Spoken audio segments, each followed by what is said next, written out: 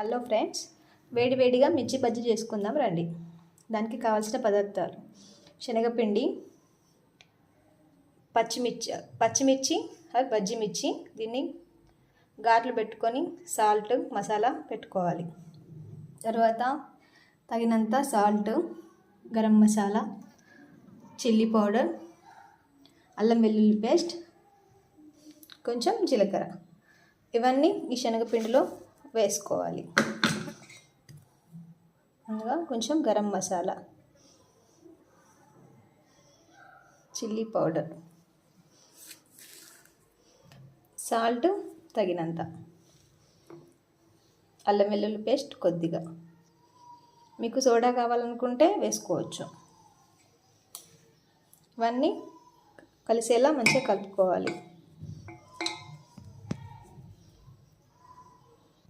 అన్నీ కలుపుకున్న తర్వాత ఇందులో వాటర్ పోసుకొని మిర్చికి ఉండే కన్సిస్టెన్సీలో కలుపుకోవాలి.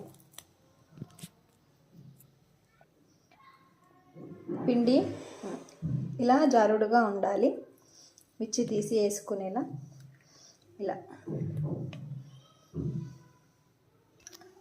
స్టవ్ మీద కడాయి పెట్టుకొని అందులో ఆయిల్ వేసుకోవాలి.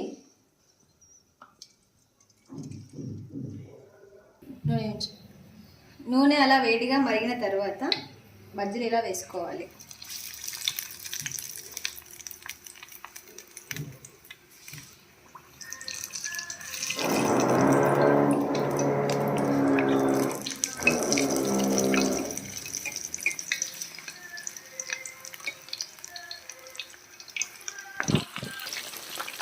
వీటిని ఎర్రగా అయ్యేదాకా కాల్చుకోవాలి,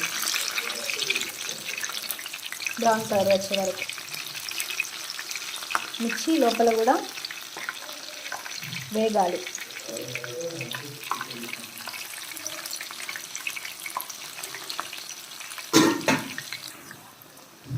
మిర్చి ఇలా కాలిన తర్వాత తీసేసుకోవాలి.